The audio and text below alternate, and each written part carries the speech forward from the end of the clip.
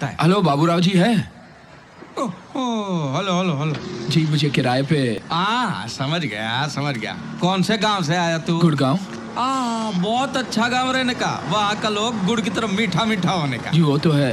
जी मुझे मारुति या स्टीम टाटा सब मिलता अगर थोड़े जल्दी आता। एक गाड़ी बचाए बाजू का घर में। जी मुझे गाड़ी नहीं चाहिए।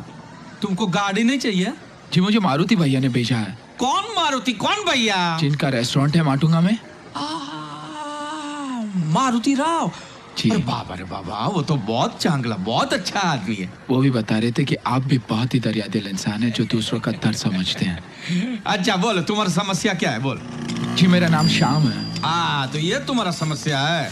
तो नाम बदल डालो। उसमें गांव से इधर आने की क्या जरूरत है? जी मैं गांव से यहाँ नौकरी के चक्कर में आया हूँ। ना अरे बाबा, इधर कोई नौकरी नहीं।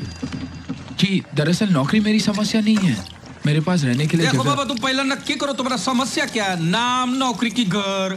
जी घर। एक काम करो, ये सड़क पे राइट में चले जाओ, वहाँ बहुत सारी होटल है, जाओ। लेकिन मेरे पास इतने पैसे तो नहीं।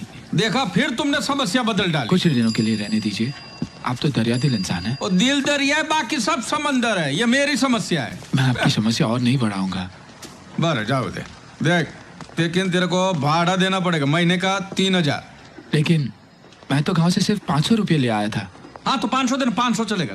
500 में से 200 खर्च हो गए। तो अभी कितना बचा है? 300। तो ला ना 300। उसमें से 100 पास के लिए चाहिए। तो 200 ला। 200 चलेगा। देवा, आज पीने का बंदोबस्त हो गया।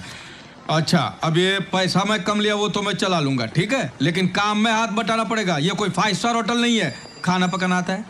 जी नहीं। ठीक है, तो बर्तन धो लेना। चल खोल ही दिखाता हूँ।